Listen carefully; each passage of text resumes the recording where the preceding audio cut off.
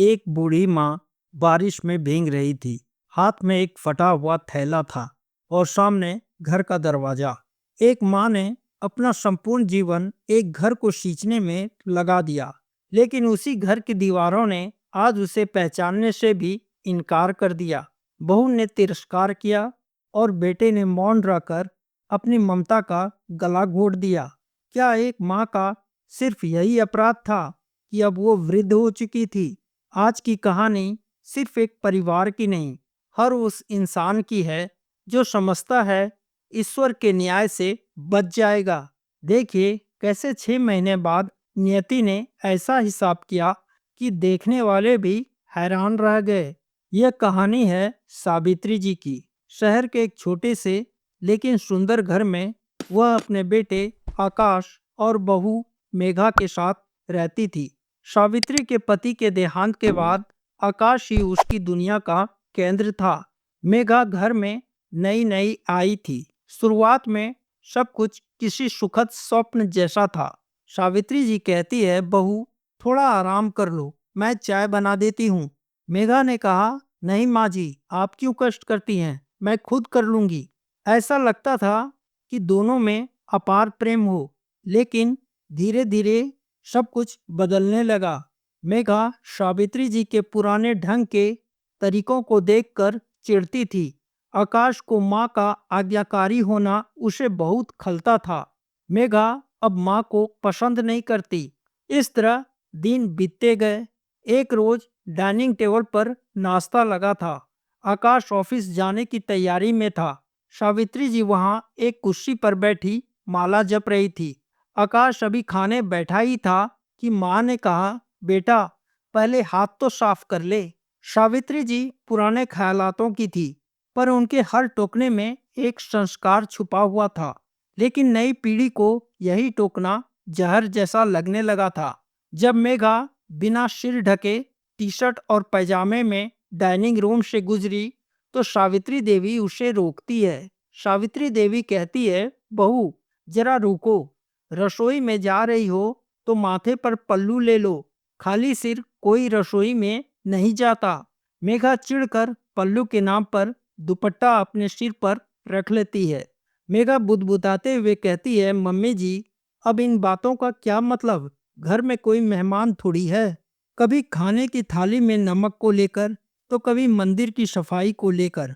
सावित्री जी की बातें मेघा को चुभने लगी थी।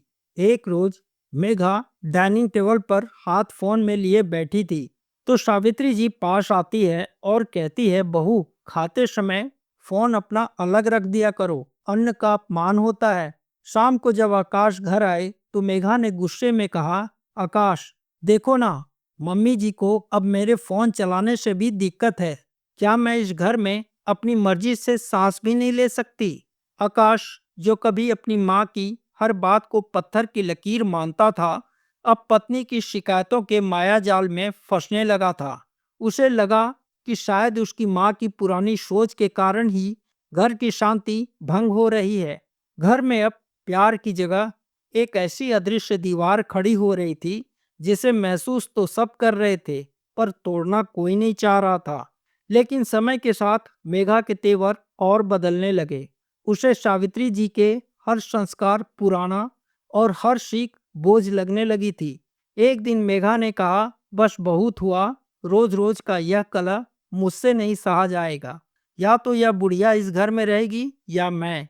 आकाश ने कहा, धीरे बोलो मेघा, माँ सुन लेगी। मेघा ने कहा, सुनने दो, इनका ढंग, इनकी बीमारियां और इनका हर बात पर टोकना, मैं तंग आ चुकी हूँ। फिर वही हुआ जिसका डर था।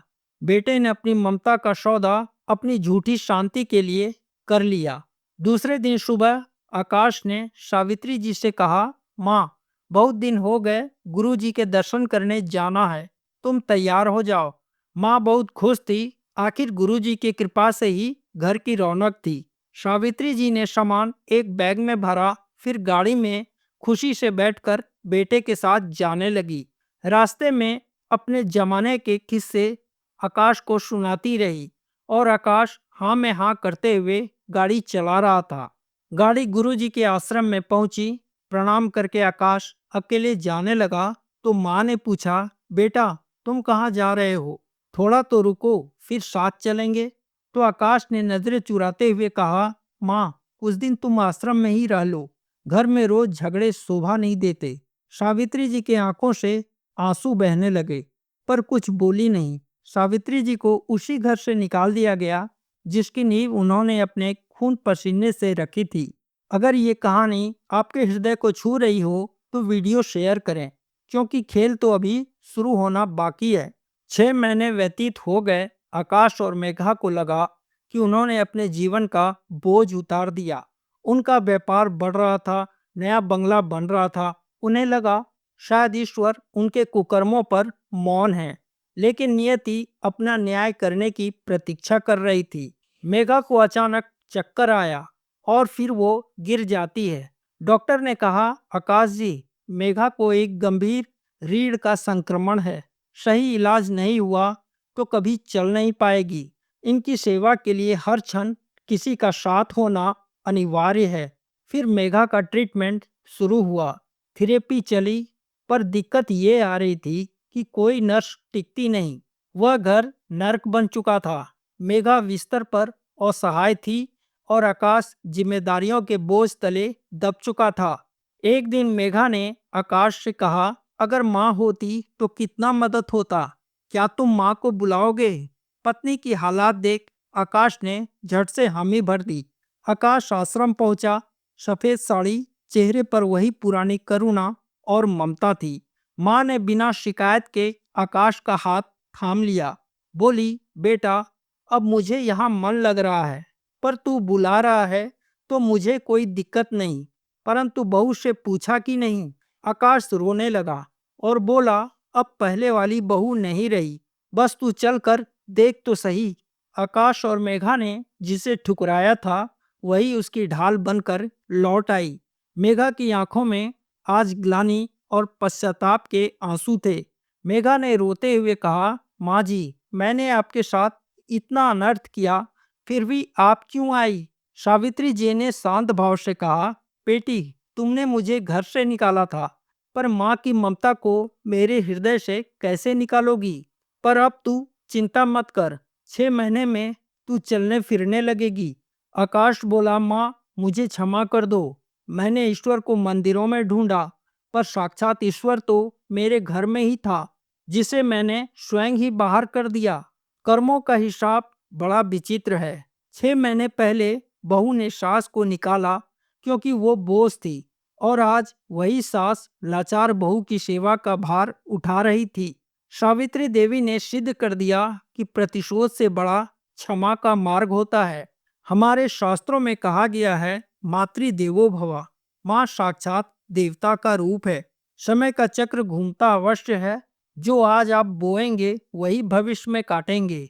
याद रखिए, माँ की आह दीवारों को हिला सकती है और माँ का आशीर्वाद भाग्य की लकीरें भी बदल सकती है।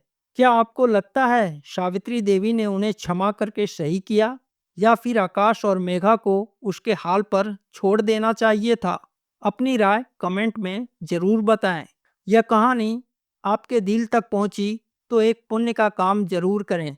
इस वीडियो को उन लोगों तक पहुंचाएं जिन्हें आज इस संदेश की आवश्यकता है।